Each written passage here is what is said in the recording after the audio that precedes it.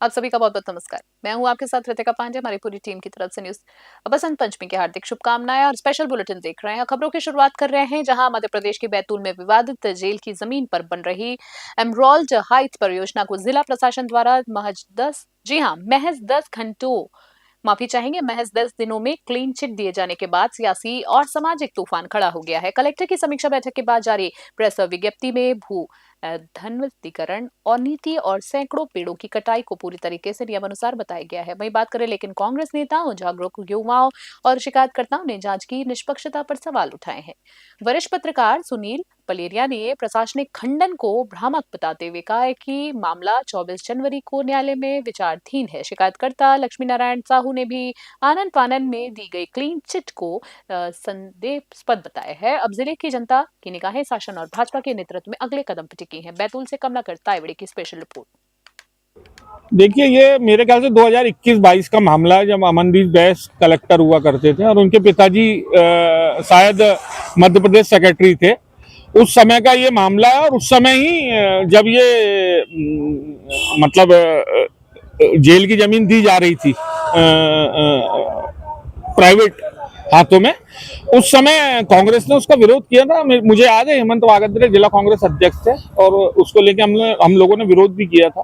चूंकि भारतीय जनता पार्टी की सरकार थी और जो निजीकरण किया गया है सरासर गलत है। 500 करोड़ रुपए की वो जमीन है और अगर हम 60-70 करोड़ के जेल के लिए आज 600 करोड़ की जमीन दे रहे हैं तो ये इसमें कहीं ना कहीं भ्रष्टाचार की बू आती है और कहीं ना कहीं इसमें भ्रष्टाचार है।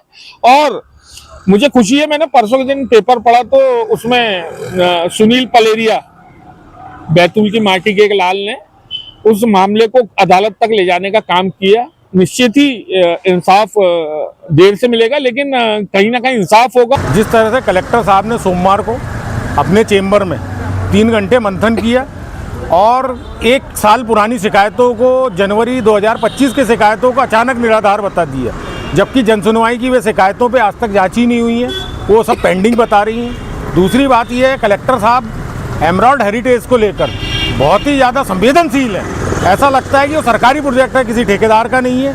और कलेक्टर साहब की जो भूमिका है वो बार बार संदिग्ध नज़र आ रही है। कोई क्लीन चिट नहीं है, कोई जांच नहीं हुई है।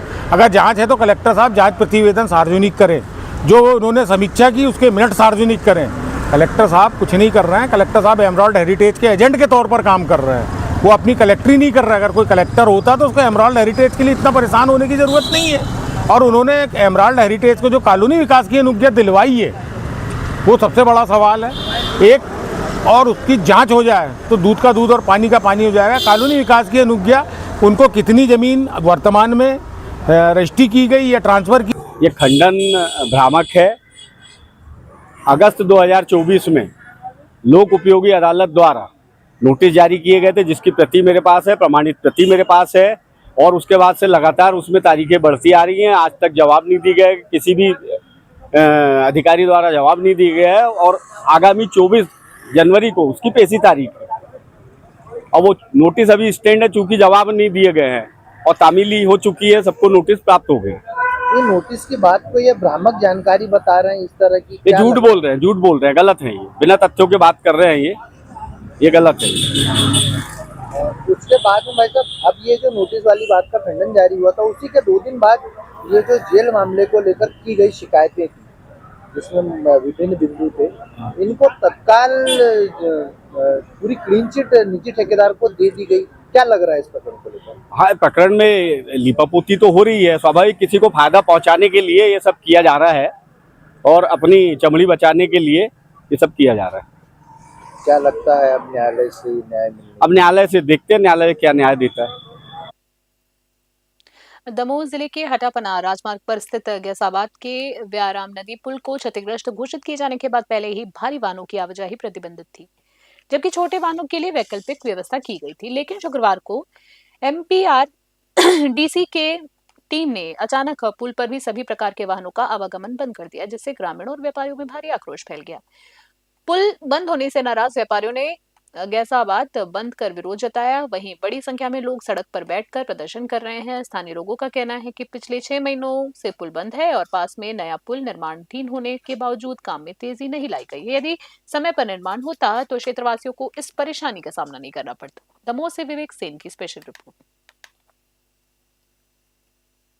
अपने रोजगार की प्राप्ति के लिए कि हमारा रोजगार बंद हो गया, पुल बंद होने से हम लोग बेरोजगारी की जिंदगी जी रहे हैं, इसलिए अत्यंत जरूरी है तो पुल खोला जाए। क्या कम से कम 4 व्हीलर और 2 व्हीलर के लाए तो व्यवस्था दी जाए, बड़े वाहन चारों दी जाए। जूनागढ़ स्थित शाइनिंग किड्स स्कूल परिसर में गुरुवार को दोपहर 2:30 बजे स्वास्थ्य शिविर और आरोग्य सभा संगोष्ठी का आयोजन किया गया। कार्यक्रम में मुख्य अतिथि के रूप में पूजनीय स्वामी परमानंद देव महाराज उपस्थित रहे। उन्होंने आयुर्वेद, स्वदेशी उपचार और उत्तम जीवन शैली के महत्व पर विस्तार से मार्गदर्शन दिया है। इस अवसर पर ओडिशा प्रांत के आरोग्य भारती के प्रांतीय संगठन प्रभारी, पश्चिमी ओडिशा के संगठन प्रभारी राधा मदब बेहरा, विज्ञान विभाग के राज्य प्रमुख अक्षय कुमार कर सहित कई गणमान्य अतिथि मौजूद थे। कार्यक्रम की शुरुआत दीप प्रज्वलन से हुई। महिला प्रमुख देवरी जी ने स्वागत गीत प्रस्तुत किया। आरोग्य भारती के पदाधिकारियों ने संगठन की गतिविधियों की जानकारी दी। अंत में जूनागढ़ प्रमुख नवीन किशोर बेहरा ने आभार व्यक्त किया। कालाहांडी से लक्ष्मण बनुआ की स्पेशल रिपोर्ट।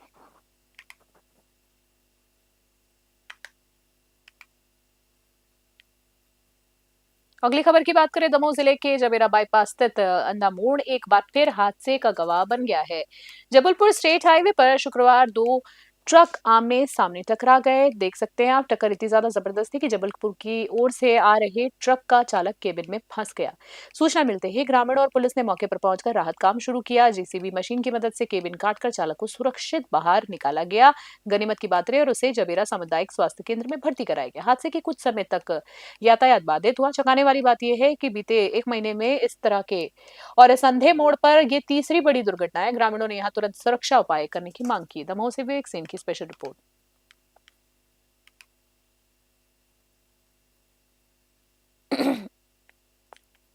मध्य प्रदेश के मंडला जिले में सरकारी अनाज भंडारण व्यवस्था की गंभीर लापरवाही सामने आई है। समर्थन मूल्य पर किसानों से खरीदा गया करीब 15,000 क्विंटल गेहूं नैनपुर, बम्हनी और बिछिया क्षेत्रों के लगभग 9 सरकारी गोदामों में घुन लगने से खराब हो चुका है। हैरानी की बात यह है कि ये गेहूं पिछले 21 महीनों से बिना उठाव और कीटनाशक छिड़काव से यूं ही पड़ा है।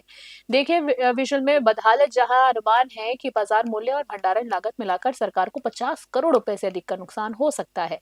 सूत्रों के अनुसार इस घुन लगे गेहूं को साफ कर पीडीएस के जरिए वितरण की योजना पर भी सवाल उठ रहे हैं। मामला उजागर होते ही विभाग में हड़कंप मचा है और आनन फानन में सफाई की प्रक्रिया शुरू कर दी गई है। अब सवाल यह है कि क्या जिम्मेदारों पर कार्रवाई होगी या लापरवाही का बोझ गरीबों की थाली पर पड़ेगा। मंडला से अरविंद सोनी की विशेष रिपोर्ट। बड़ा दुर्भाग्यपूर्ण विषय है कि आखिर इस मंडला के जनप्रतिनिधियों को और हमारे प्रशासनिक अधिकारियों को पता नहीं क्या हो गया है कि इस जनता से कौन सी दुश्मनी वो निकालना चाह रहे हैं। आज जिस प्रकार की बात सामने आई है, ये तो कोई पहला वाकया नहीं है, निरंतर ऐसा होता रहा है, चाहे वेयर हाउस में रखी धान का मामला हो, चाहे गेहूं का मामला हो। आज ये बड़ी ख़राब स्थिति है कि वेयर हाउस में रखा हुआ गेहूं, जिसका कि समय पर उठाव न होने के कारण और आज वो गेहूं पूरा ख़राब होने की कगार पे है। गेहूं पाउडर बन चुका है, उसमें सफाई कराई जा रही है और अब उस गेहूं को वितरित करने की तैयारी में है हमारा शासन प्रशासन की सोसाइटियों के माध्यम से वो लोगों तक जाएगा।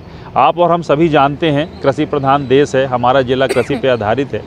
घर में भी अगर हम गेहूं रखते हैं और उसमें अगर एक भी ऐसा कीड़ा लग जाता है और अगर घुन लग जाता है, घुन जाता है, तो वो गेहूं ज़्यादा समय तक नहीं रह सकता। पूरे गेहूं सर वो तो न्यूज में चला था कि करोड़ों का घुन है। हमने अभी डाटा उसमें देखी थी कि वहां पे जो है 4-5 गोदाम जो है उसमें 24-25 का गेहूं था, लगभग आज से 21 महीने पुराना।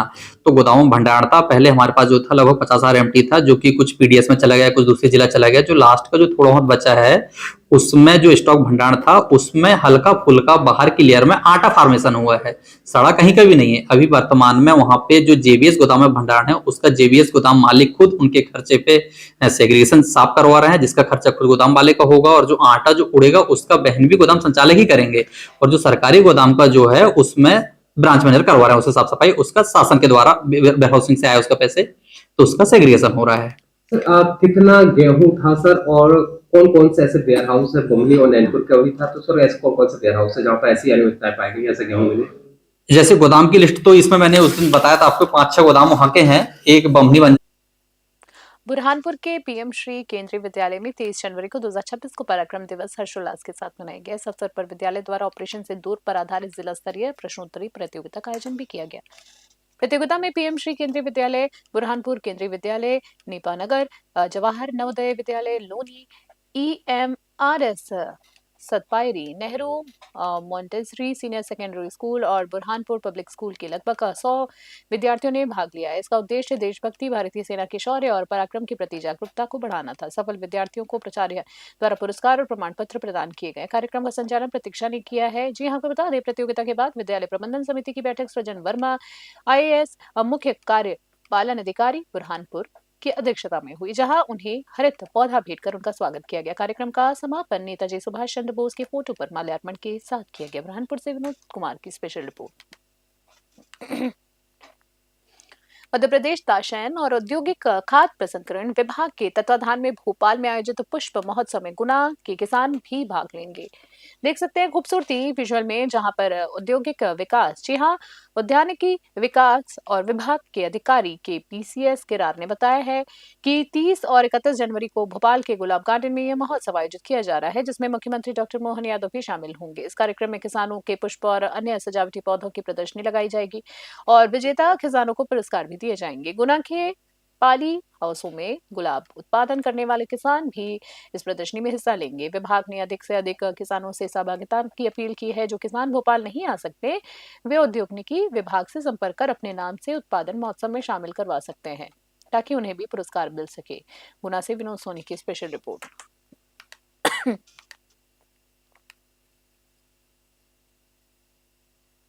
बड़े हर्ष का विषय है कि हमारे किसान भाइयों के लिए हमारी मध्य प्रदेश सरकार, हमारा उद्यानिकी तथा खाद्य प्रसंस्करण विभाग जो है 30 और 31 जनवरी 2026 को भोपाल में जो है गुलाब गार्डन में एक पुष्प महोत्सव कार्यक्रम का आयोजन करने जा रहा है, जिसके मुख्य अतिथि हमारे माननीय मुख्यमंत्री महोदय डॉक्टर मोहन यादव जी होंगे।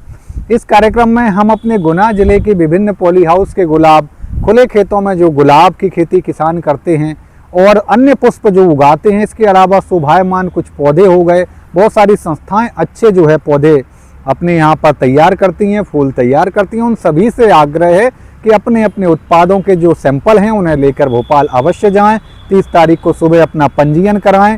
विभिन्न श्रेणियों में यहाँ पर विभिन्न प्रकार के पुरस्कार निर्धारित किए गए हैं, जिनका वितरण हमारे माननीय मुख्यमंत्री महोदय जी के कर कमलों द्वारा किया जाएगा। इसके अलावा जो है उत्कृष्ट किसानों को भी यहाँ से सम्मानित किया जाएगा। इसलिए बड़े हर्ष का विषय है कि हमारे किसान भाइयों के लिए हमारी मध्य प्रदेश सरकार, हमारा उद्यानिकी तथा।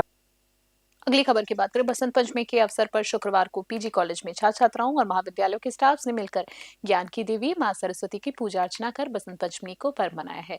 महाविद्यालय के प्राचार्य डॉक्टर BK तिवारी ने बताया है कि आज के दिन महाविद्यालय में मां सरस्वती की प्रतिमा पर भी सभी ने पुष्प अर्पित किए, पूजा की अर्चना की और हवन पूजन किया। इस दौरान उन्होंने देवी मां से बुद्धि और ज्ञान प्रदान करने की कामना की है। कार्यक्रम में छात्र छात्राओं ने भक्ति और श्रद्धा के साथ हिस्सा लिया और महाविद्यालय में सकारात्मक वातावरण बना रहा। गुना से विनोद सोनी की स्पेशल रिपोर्ट। पूजन किया गया। आज बसंत पंचमी के अवसर पर मां सरस्वती माता का हवन पूजन किया गया, जिसमें कॉलेज में विद्या ग्रहण अच्छे हो, बच्चे खूब पढ़ें, यहाँ से निकलें, तरक्की करें, ऐसी माता हमें आशीर्वाद दें। इसके लिए आज कॉलेज में हवन पूजन रखा गया। अगली खबर की बात करें। अनुमंडल पदाधिकारी अनंत कुमार ने देवलेश्वर धाम पहुंचकर मंदिर परिसर में चल रहे विकास और प्रगति कार्यों का निरीक्षण किया है। निरीक्षण से पूर्व उन्होंने बाबा देवलेश्वर के दरबार में विधिवत पूजा अर्चना की और समाज में सुख समृद्धि और शांति की कामना की है। बता दें, इसके बाद शांति की कामना की गई, सुख समृद्धि की कामना की गई। SDO ने परिसर में स्थित विभिन्न देवी देवताओं के मंदिरों, धर्मशाला, विश्राम गृह, साफ सफाई व्यवस्था का मूलभूत सुविधाओं का बारीकी से जायजा लिया। निरीक्षण के दौरान उन्होंने मंदिर प्रबंधन समिति और पुजारियों के साथ बैठक कर नियमित दिनों में तथा सावन महीने में श्रद्धालुओं की भीड़, पूजा व्यवस्था, प्रमुख अनुष्ठान और पर्यटकों की सुविधाओं पर विस्तृत जानकारी और चर्चा की। बैठक में प्रकाश व्यवस्था की कमी और पेयजल सुविधा के अभाव की समस्या भी रखी गई, जिस पर SDO ने शीघ्र समाधान का आश्वासन दिया। उन्होंने परिवार और परिसर में, जी हाँ, उन्होंने परिसर में स्वच्छता, सुव्यवस्थित धार्मिक गतिविधियों और श्रद्धालुओं के लिए बेहतर वातावरण पर जोर दिया है। साथ ही जल कुंड का निरीक्षण भी किया गया और इस मौके पर धर्मार्थियों का कंबल वितरित किए गए हैं, जिससे उनमें खुशी देखी गई। जामताड़ा से शेख शमीम की विशेष रिपोर्ट। देवलेश्वर धाम आने का मुख्य उद्देश्य था, एक तो विजिट भी करना था और कुछ विंटर को देखते हुए यहाँ पे सूचना मिली थी कि कुछ धर्मार्थी भी हैं, तो उनके बीच कंबल का वितरण भी किया जाना था।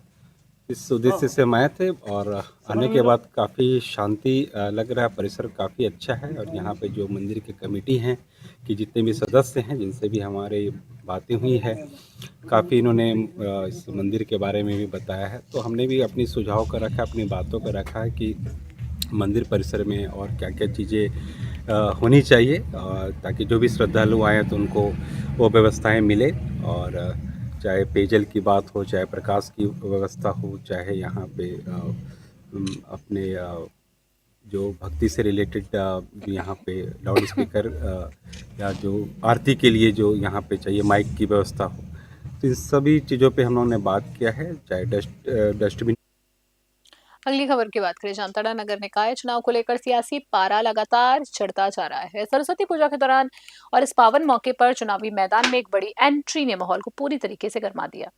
जामताड़ा नगर पंचायत अध्यक्ष पद के लिए समाजसेवी तरुण गुप्ता की धर्मपत्नी आशा गुप्ता ने औपचारिक रूप से चुनाव का लड़ने का ऐलान कर दिया है। जी, आपको बता दें, अपने आवासीय कार्यालय में आयोजित प्रेस वार्ता में आशा गुप्ता ने चुनावी मैदान में उतरने की घोषणा की है। वहीं बात करें तो इस दौरान बार एसोसिएशन अध्यक्ष मोहनलाल बर्मन, राजा नृत्य गोपाल सिंह सहित अनेक कई समाजसेवी और बुद्धिजीवी मौजूद रहे हैं, जिन्होंने उन्हें खुला समर्थन देने का ऐलान किया है। आशा गुप्ता ने कहा है कि अब बदलाव का समय है और 15 वर्षों से चल रहे कुशासन और भ्रष्टाचार को खत्म करना उनकी प्राथमिकताएं होंगी। उन्होंने शहर के विकास के लिए 11 सूत्री घोषणा के पत्र भी पेश किए, जिनमें हर वार्ड के लिए अलग अलग विकास योजनाओं का रोड मैप तैयार किया गया है। नगर पंचायत चुनाव में आशा गुप्ता की एंट्री जामताड़ा की सियासत पूरी तरीके से गरमा रही है।